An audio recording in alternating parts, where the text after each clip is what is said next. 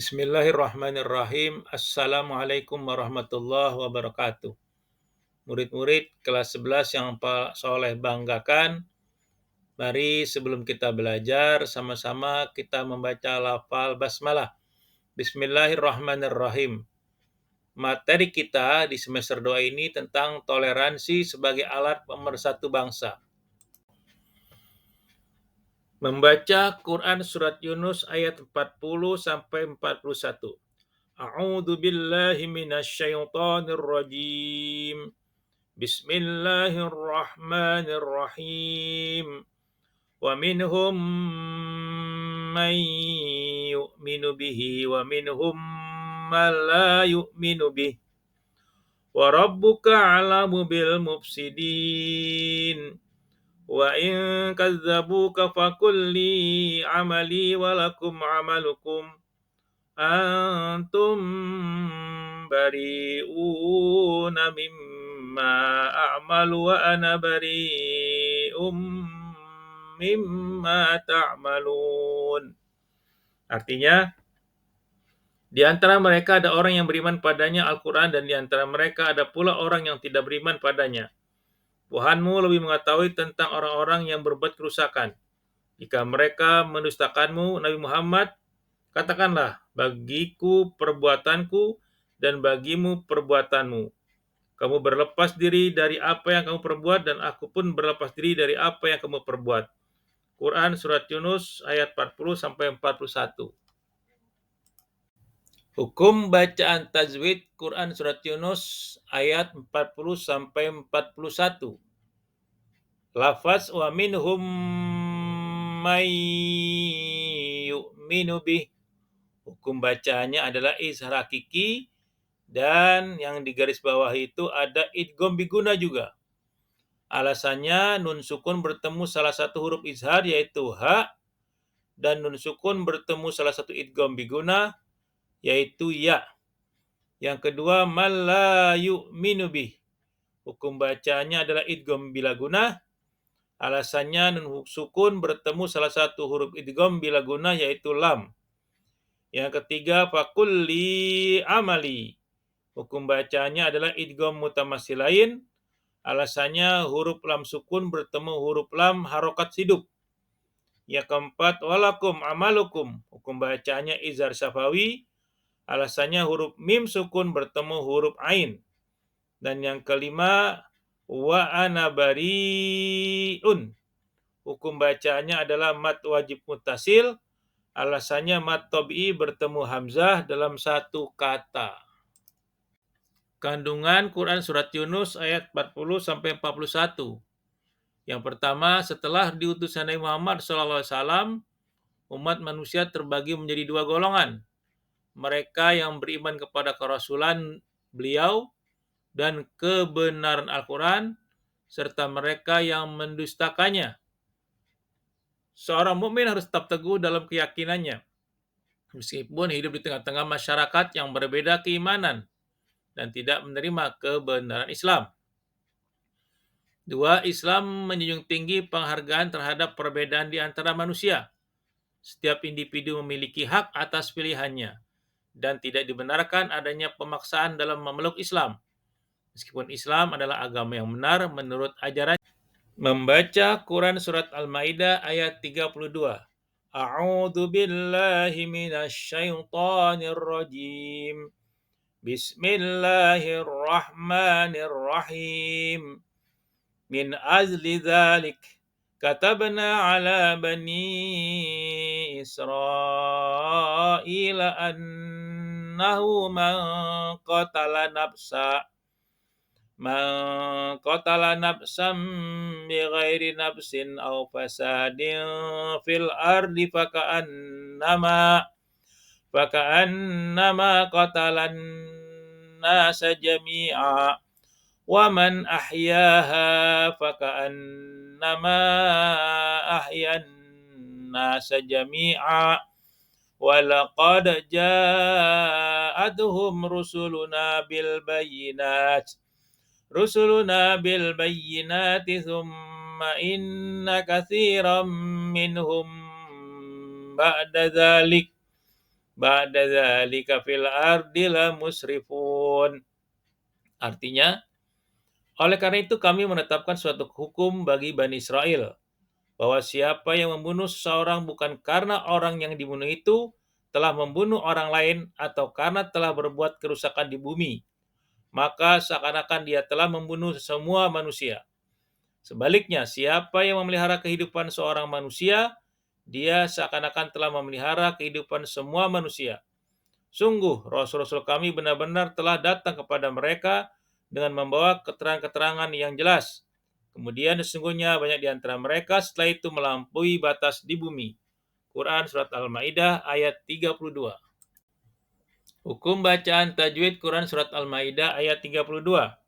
Yang pertama, min ajli dzalik. Hukum bacaannya izhar halki. Alasan, nun sukun bertemu salah satu huruf izhar yaitu alif.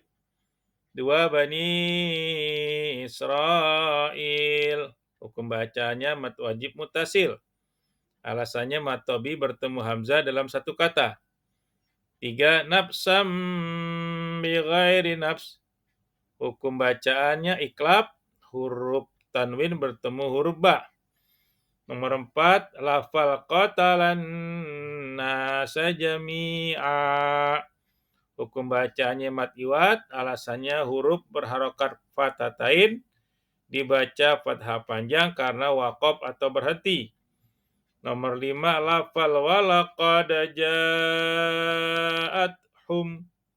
Hukum bacaannya mad wajib mutasil, alasannya mad tobi bertemu hamzah dalam satu kata.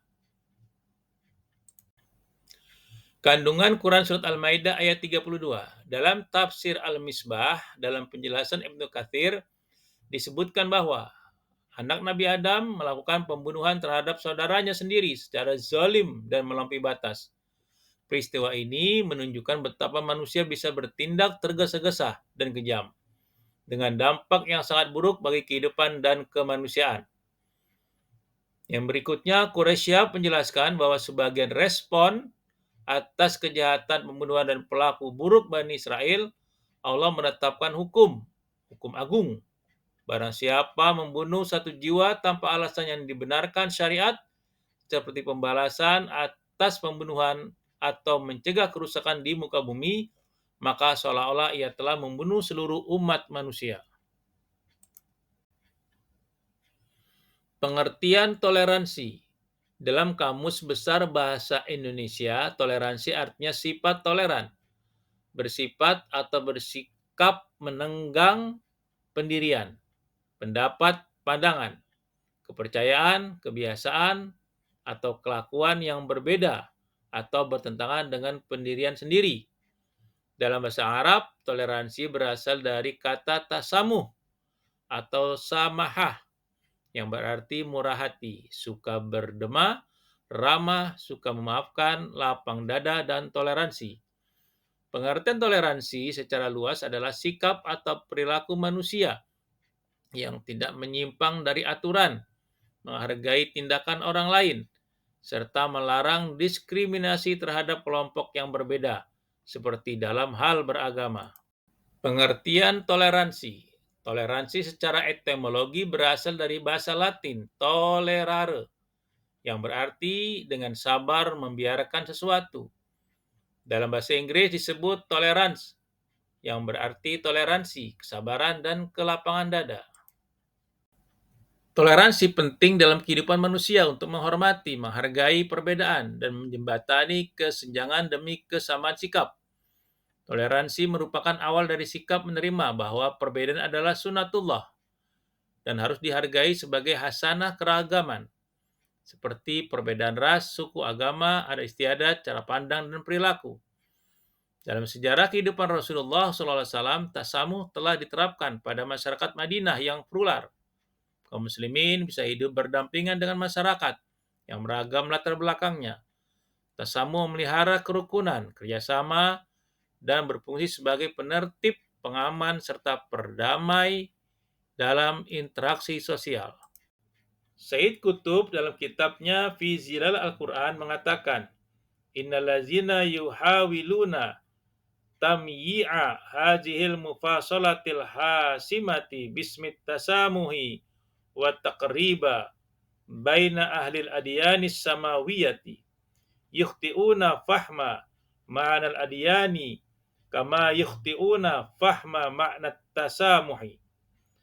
Fad-dinu huwa dinul akhirah wahdahu indallah wat tasamuhu yakunu fil muamalatis syakhsiyati la fit tasawwuril i'tiqadiyyi wala fin nizamil ijtimai, yang artinya sesungguhnya orang-orang yang berusaha mencampur adukan sesuatu agama yang jelas-jelas berbeda atas nama toleransi dan untuk tujuan mengakrabkan antar pemeluk agama samawi.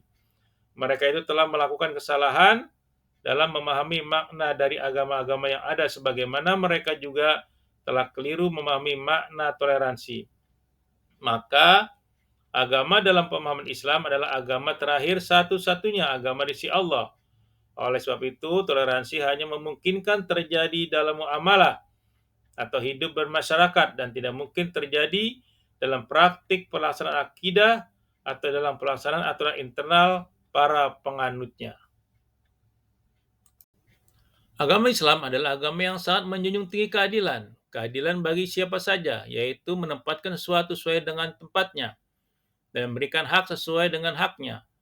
Begitu juga dengan toleransi dalam beragama. Agama Islam melarang keras berbuat zalim terhadap agama selain Islam dengan merampas hak-hak mereka. Allah SWT berfirman dalam Quran surat Al-Mumtahanah ayat 8 yang berbunyi, La yanhaakumullahu 'anil ladzina lam yuqatilukum fid dini wa lam yukhrijukum min diyarikum an tabarruhum wa tuqsitu ilaihim innallaha yuhibbul muqsitin. Artinya Allah tiada melarang kamu untuk berbuat baik dan berlaku adil terhadap orang-orang yang tiada memerangimu karena agama dan tidak pula mengusir kamu dari negerimu. Sesungguhnya Allah menyukai orang-orang yang berlaku adil. Quran surat Al-Mumtahanah ayat 8. Syekh Abdurrahman bin Nasir As-Sa'di rahimahullah menjelaskan tentang tafsir ayat di atas sebagai berikut. Bahwa Allah tidak melarang kalian untuk berbuat baik, menyambung silaturahmi, membalas kebaikan, berbuat adil kepada orang-orang musyrik, baik dari keluarga kalian dan orang lain, selama mereka tidak memerangi kalian karena agama, dan selama mereka tidak mengusir kalian dari negeri kalian. Tidak mengapa kalian menjalin hubungan dengan mereka, karena menjalin hubungan dengan mereka dalam keadaan seperti ini tidak ada larangan dan tidak ada kerusakan. Toleransi ada batasnya dan tidak boleh kebablasan, seperti mengucapkan selamat Natal atau menghadiri ritual agama lain. Karena dalam urusan ubudiyah, ibadah keagamaan tidak ada toleransi.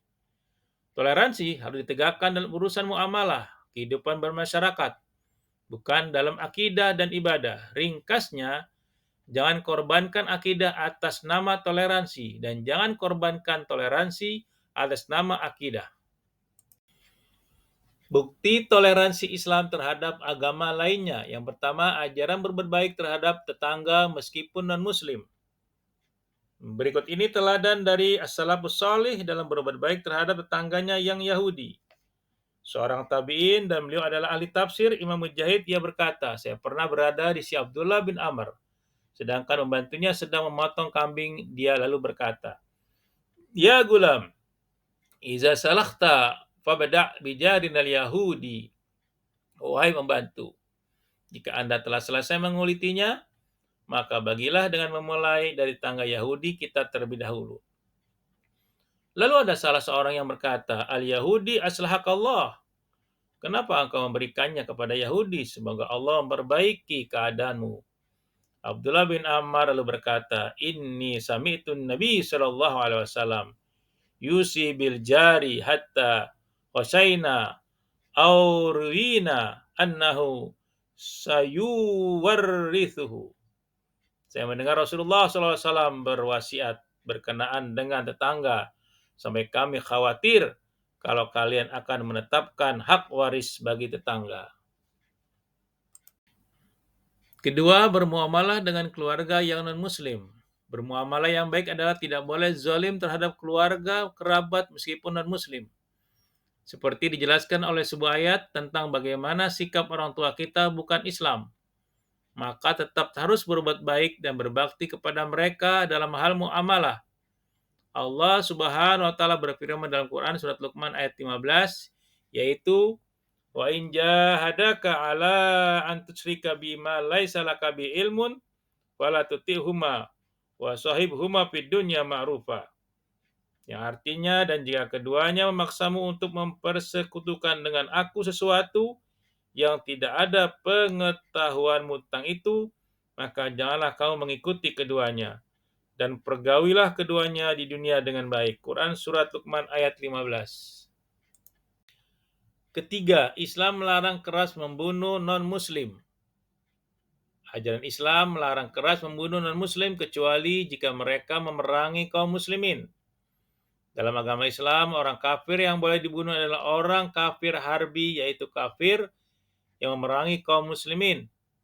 Selain itu, seperti orang kafir yang mendapat suaka atau ada perjanjian dengan kaum muslimin, yaitu kafir zimmi, kafir mu'ahad, dan kafir musta'man, maka dilarang keras untuk dibunuh. Jika melanggar, maka ancamannya sangat keras. Kata Nabi, man qatala muhahadan alam yarah raihatal jannah fa inna rihaha tujadu mimma syirati arba'ina aman. Yang artinya, siapa yang membunuh orang kafir mu'ahad atau orang kafir dalam pemerintahan Islam, maka ia tidak akan mencium aroma surga. Padahal sesungguhnya aroma surga itu tercium dari perjalanan 40 tahun. Hadis riwayat Imam Bukhari. 4. Adil dalam hukum dan peradilan terhadap non-muslim. Contohnya ketika Umar bin Khattab radhiyallahu anhu membebaskan dan menaklukkan Yerusalem, Palestina. Beliau menjamin warganya agar tetap bebas memeluk agama dan membawa salib mereka. Umar tidak memaksakan mereka memeluk Islam dan menghalangi mereka untuk beribadah, asalkan mereka tetap membayar pajak kepada pemerintah muslim. Kelima, waspada ajakan toleransi agama yang kebablasan. Toleransi berlebihan ini ternyata sudah ada ajakannya sejak Nabi SAW memperjuangkan agama Islam.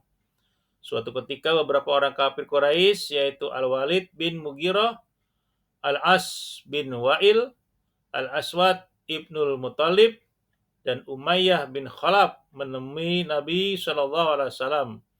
Mereka menawarkan toleransi kebablasan kepada beliau. Mereka berkata, ya Muhammad, halumma fal na'budu ma ta'bud wa ta'budu ma na'bud wa nastariku nahnu anta fi amrina kullih fa in kana allazi ji'ta bih khairan mimma bi aidina kunna qad syaraknaka fih wa akhadna bihazzina minhu wa in kana allazi bi aidina khairan mimma biyadik kunta qad syaraktana fi amrina wa akhadta bihazzika minhu. Wahai Muhammad, bagaimana jika kami beribadah kepada Tuhanmu dan kau pun beribadah kepada Tuhan kami? Kita saling bertenggang rasa dalam segala urusan kita.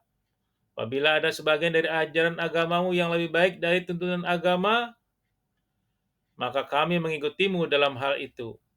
Sebaliknya, apabila ada dari ajaran kami yang lebih baik dari tuntunan agamamu, maka engkau pun bergabung dengan kami dalam hal itu. Dan engkau telah memperoleh hakmu dari kebaikan itu. Kemudian turunlah ayat berikut yang menolak keras toleransi kebablasan semacam ini. Bismillahirrahmanirrahim. Qul ya ayyuhal kafirun, la a'budu ma ta'budun, wa la antum 'abiduna ma a'bud, wa la ana 'abidum ma 'abadtum, wa la antum 'abiduna ma a'bud, lakum dinukum waliyadin. Artinya, katakanlah wahai Muhammad kepada orang-orang kafir, hai orang-orang yang kafir, aku tidak akan menyembah apa yang kamu sembah, dan kamu bukan penyembah Tuhan yang aku sembah. Dan aku tidak pernah menjadi penyembah apa yang kamu sembah. Dan kamu tidak pernah pula menjadi penyembah Tuhan yang aku sembah. Untuk mula agamamu, dan untuk pula agamaku. Quran Surah Al-Kafirun, ayat 1-6. 6. Menghindarkan diri dari perilaku tindak kekerasan. Tindak kekerasan termasuk perbuatan intoleran dan sumbernya adalah hawa nafsu. Manusia dikaruniai nafsu, tidak seperti malaikat yang selalu taat. Namun manusia bisa melebihi malaikat jika taat kepada Allah, karena ketaatannya melalui perjuangan mujahadah melawan hawa nafsu. Nafsu ibarat pisau bermata dua, bisa memberi manfaat atau membahayakan. Nafsu mendorong hasrat, cita-cita, dan ambisi, tapi juga bisa berbuat manusia gelap, khilaf, bahkan lebih hina dari binatang. Hanya nafsu yang dijinakan oleh iman yang bisa menghantarkan manusia kepada kesempurnaan. Permusuhan di antara manusia terkadang karena sifat hasut, iri, dan dengki pada hal-hal yang bersifat duniawi, sebagaimana kasus Qabil dan Habil yang berakhir dengan pembunuhan. Allah Subhanahu wa taala berfirman, Bismillahirrahmanirrahim. Min ajli dzalik katabna ala bani Israil annahu man qatala nafsan bighairi nafsin aw fasadin fil ard faka'annama qatalan nasa jami'a wa man ahyaha faka'annama ahyan nasa jami'a wa laqad ja'adhum rusuluna bil bayyinati thumma inna katsiran minhum ba'da dzalika fil ardi lamusrifun. Artinya, oleh karena itu kami tetapkan suatu hukum bagi Bani Israel, bahwa barang siapa membunuh seseorang, bukan karena orang itu membunuh orang lain atau kisos, atau bukan karena berbuat kerusakan di bumi, maka seakan-akan dia telah membunuh semua manusia. Barang siapa memelihara kehidupan seorang manusia, maka seakan-akan dia telah memelihara kehidupan sesama manusia. Sesungguhnya Rasul-Rasul kami telah datang kepada mereka dengan membawa keterangan-keterangan yang jelas, tetapi kemudian banyak di antara mereka setelah itu melampaui batas di bumi. Quran Surat Al-Maidah ayat 32. Al-Quran memberikan perhatian penuh terhadap perlindungan jiwa manusia dan menganggap membunuh seorang manusia sama dengan membunuh semua masyarakat. Ibnu Katsir menjelaskan, ayat ini berkenaan dengan peristiwa pembunuhan Qabil terhadap Habil, sehingga Allah SWT menetapkan suatu hukum bahwa membunuh seorang manusia sama dengan membunuh seluruh manusia. Begitu juga menyelamatkan kehidupan seorang manusia sama dengan menyelamatkan seluruh manusia. Jadi seseorang yang berani melumuri tangannya dengan darah orang yang tidak berdosa, maka pada hakikatnya dia telah membunuh manusia lain yang tidak berdosa. Dari segi sistem penciptaan manusia, terbunuhnya Habil telah menyebabkan hancurnya generasi besar suatu masyarakat yang bakal tampil dan lahir di dunia ini. Al-Quran memberikan perhatian penuh terhadap perlindungan jiwa manusia dan menganggap membunuh seorang manusia sama dengan membunuh sebuah masyarakat. Dalam syariat Islam, nyawa seseorang sangatlah berharga, apalagi nyawa orang yang tidak berdosa. Oleh karena itu, pengadilan di negara-negara tertentu menjatuhkan hukum kisos bagi pelaku pembunuhan. Kalaupun si pembunuh dimaafkan oleh keluarga korban, namun dia wajib membayar diat atau denda, yaitu membayar sejumlah 100 ekor unta secara tunai. Di Indonesia juga pernah dilakukan hukuman mati bagi para pembunuh. Beberapa pelajaran dari Quran Surat Al-Maidah ayat 32. Nasib kehidupan manusia sepanjang sejarah memiliki kaitan dengan orang lain. Sejarah kemanusiaan merupakan mata rantai yang saling berhubungan, dan terputusnya sebuah mata rantai akan mengakibatkan musnahnya sejumlah besar umat manusia di muka bumi. Nilai suatu pekerjaan berkaitan dengan tujuan pelakunya. Pembunuhan seorang manusia dengan maksud jahat merupakan pemusnahan sebuah masyarakat. Tetapi keputusan pengadilan untuk melakukan eksekusi terhadap seorang pembunuh dalam rangka kisos merupakan sumber kehidupan bagi masyarakat. Mereka yang memiliki pekerjaan yang berhubungan dengan penyelamatan jiwa manusia, seperti para dokter, perawat, polisi, harus mengerti nilai pekerjaan mereka, karena menyembuhkan dan menyelamatkan orang sakit dari kematian bagaikan menyelamatkan sebuah masyarakat dari kehancuran. Tugas kita bersama adalah menjaga ketentraman hidup dengan mencintai orang-orang di sekitar kita. Kita dilarang melakukan perilaku yang merugikan. menyakiti, atau melakukan kekerasan kepada orang lain. Di Indonesia, hal ini diatur dalam Undang-Undang Nomor 23 Tahun 2002 dan Undang-Undang Nomor 23 Tahun 2004, termasuk kekerasan kepada anak dan anggota keluarga. Terima kasih atas segala perhatiannya. Mari kita tutup pertemuan kita ini dengan sama-sama membaca lafal hamdalah. Alhamdulillahirabbil alamin. Wassalamualaikum warahmatullahi wabarakatuh.